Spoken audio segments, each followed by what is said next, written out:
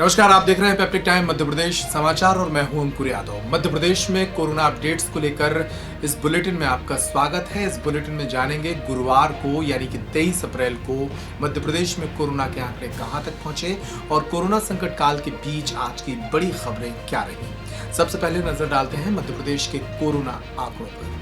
मध्य प्रदेश में 23 अप्रैल को कोरोना आंकड़ों में एक बार फिर जबरदस्त उछाल देखने को मिला और प्रदेश में अब कोरोना संक्रमित मरीजों की संख्या 1687 हो चुकी है। कोरोना संक्रमण से अपनी जान गंवाने वाले लोगों की संख्या 83 हो चुकी है।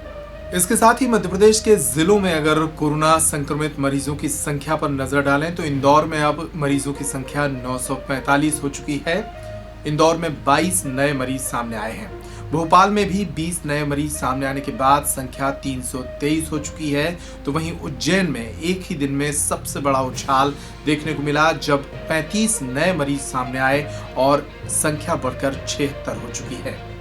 खरगोन में 10 नए मरीज सामने आने के बाद 51 संख्या पहुंच चुकी है, जबकि धार में 36, खंडवा में 35, जबलपुर में 30, रायसेन होशंगाबाद में 26 मरीज अब तक कोरोना संक्रमण से जूझते हुए सामने आए हैं। प्रदेश के मालवा, निवाड़ और इंदौर, भोपाल क्षेत्र में तो मरीजों की संख्या बढ़ ही रही है। साथ ही अब कोरोना संक्रमण बुंदेलखंड क्षेत्र में भी पांव पसार रहा है। सागर संभाग के 3 जिले अब तक कोरोना से मुक्त हैं। इनमें दमोह, पन्ना और छतरपुर शामिल है, लेकिन 2 जिलों में कोरोना के मरीजों की संख्या गुरुवार को बढ़ गई। जी हां, सागर में अब मरीजों की संख्या 5 हो चुकी है। यहां गुरुवार को 3 नए मरीज सामने आए। ये 3 नए मरीज दूसरे कोरोना पीड़ित अनवर के रिश्तेदार बताए गए हैं। इसके साथ ही टीकमगढ़ में भी एक नया मरीज सामने आया है और अब यहां संख्या बढ़कर 2 पहुंच गई है। बुंदेलखंड मेडिकल कॉलेज में कल जो दूसरा जो मरीज जो आए थे उनकी रिपोर्ट लगाई थी, उसमें उनके रिश्तेदार में से 3 की रिपोर्ट पॉजिटिव आई है। ये भी वहीं पे कृष्णगंज के निवासी हैं और इस तरह बुंदेलखंड मेडिकल कॉलेज में टोटल पॉजिटिव केसेस 5 हो गए हैं। इन तीनों के उनको बीएमसी के कोविड हॉस्पिटल में शिफ्ट किया जा रहा है और आगे की कार्रवाई उसके बाद की जाएगी। 3 मई तक पूरे देश में लॉकडाउन लागू किया गया है, लेकिन कोरोना के आंकड़े जिस गति से बढ़ रहे हैं उससे लग नहीं रहा कि 3 मई को भी लॉकडाउन खुल जाएगा, खास तौर पर उन हॉटस्पॉट वाले जिलों में जहां तेजी से कोरोना संक्रमित मरीजों की संख्या बढ़ रही है। एक अनुमान के मुताबिक मध्य प्रदेश के लगभग 10 जिले ऐसे हो सकते हैं जहां पर 3 मई के बाद भी लॉकडाउन में छूट नहीं मिलेगी। इनमें इंदौर, भोपाल, उज्जैन, खंडवा जैसे शहर शामिल हैं। और आप बात करते हैं गुरुवार को एक दिल दहला देने वाली खबर की। गुरुवार को दमोह के बंती गांव में एक दिल को दहला देने वाली खबर सामने आई। यहां एक 6 साल की मासूम बच्ची के साथ दुष्कर्म कर उसकी आंखें फोड़ने का मामला सामने आया है। अज्ञात आरोपी है फिलहाल और उसके द्वारा इस दरिंदगी को अंजाम दिया गया। ये मामला दमोह जिले के जबेरा थाना क्षेत्र अंतर्गत ग्राम बंती गांव से सामने आया है। ये घटना इतनी बड़ी थी कि मुख्यमंत्री शिवराज सिंह चौहान को भी ट्वीट करना पड़ा और उन्होंने कहा कि ऐसे दरिंदों को छोड़ा नहीं जाएगा। ये घटना यहाँ घटित हुई है, ग्राम बंसीपुर है, थाना जबेरा अंतर्गत। एक 6 वर्षीय बच्ची जो कल अपने कुछ दोस्तों के साथ, बच्चियों के साथ अपना खेल रही थी, उसके बाद किसी अज्ञात व्यक्ति द्वारा, आरोपी द्वारा उसको ले जाया गया और उसके साथ दुष्कृत्य किया गया। बच्ची की आंखों में भी गंभीर चोटें हैं और आज सुबह घटना की जानकारी जब प्राप्त हुई है, तत्काल पुलिस मौके पर पहुंची है और अपराध पंजीबद्ध किया गया है। काफ़ी सस्पेक्ट से यहाँ पूछताछ की गई है। बच्ची को उसका इलाज के लिए तत्काल ले जाया गया था जबेरा में, जहाँ उसकी थोड़ी हालत गंभीर होने के कारण आंखों में उसके गंभीर चोट है और भी शरीर पर चोटें हैं। उसे तत्काल रेफ़र करके जबलपुर अस्पताल भेजा गया है, जिला अस्पताल, जहां उसका इलाज चल रहा है। हमारी पुलिस की एक पार्टी उनके साथ गई हुई है।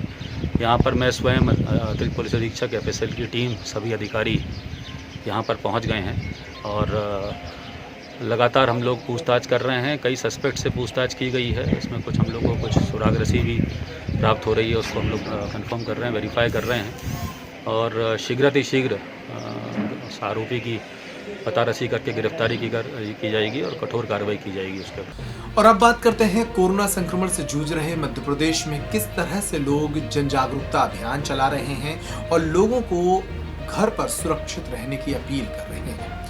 एक वीडियो आपको दिखाते हैं जो छतरपुर जिले की ग्राम पंचायत खैरी से सामने आया है, जहां की सरपंच हैं प्रियंका पांडे। उन्होंने अपने एक गीत के माध्यम से लोगों को कुछ इस तरह जागरूक किया। ये दिल क्या हुआ जमाने को, कोई पत्थर से ना मारे बचाने वालों को, कोई पत्थर से ना मारे बचाने वालों को। बेसबी काल खड़ा सर पे सितम ढाने को, बेसबी काल खड़ा हम पे सितम ढाने को, कोई पत्थर से ना मारे बचाने वालों को। और चलते चलते इस बुलेटिन में आपको सुनवाते हैं छतरपुर के एक युवा लेखक की एक खूबसूरत कविता। छतरपुर के निवासी जतिन लंबे अरसे से थिएटर और लेखन के क्षेत्र में काम कर रहे हैं। कोरोना के इस संकट काल के दौरान जब लोग जाति धर्मों को देखकर तरह तरह की चर्चाओं और अफवाहों से जूझ रहे हैं, तब जतिन की एक कविता चिंतन करने योग्य है। सुनिए जतिन आहूजा की इस कविता को। आज देश का ये क्या हाल है, एक तरफ ये बीमारी और दूसरी तरफ हिंदू मुसलमान हैं। ये भूख से जो मर रहे हैं लोग, बढ़ती संख्या उनकी हर रोज। पर इसमें तो है सरकार का दोष, क्योंकि हम तो हिंदू और मुसलमान हैं, हमारे सिद्धांतों का कहाँ इसमें कोई दोष। हिंदू मुस्लिम सिख ईसाई वैसे तो है सब भाई भाई, लेकिन इस महामारी से लड़ने के लिए हर धर्म की है अपनी अलग दवाई। कोई गौमूत्र से तो कोई झाड़ फूक से, कोई मोमबत्ती जलाने से तो कोई अमृत पिलाने से। कलेजे में ठंडक आएगी तो सिर्फ डॉक्टर और पुलिस को नीचा दिखाने से। एक कोने में बैठा जो मर रहा है, इस नफरत की आग में वो जल रहा है। बिना कुछ खाए पिए सो रहा है एक मजदूर, जिसका परिवार भूखे पेट रो रहा है। ना वो हिंदू है ना वो मुसलमान, वो तो है बस एक लाचार इंसान। उसके बावजूद देश में है बस एक ही बवाल कि कौन अल्लाह और कौन भगवान। अब तू ही बता कि मेरे देश का क्या हाल है, तो हिंदू है या मुसलमान, या इन सब के अंदर मरता हुआ एक इंसान।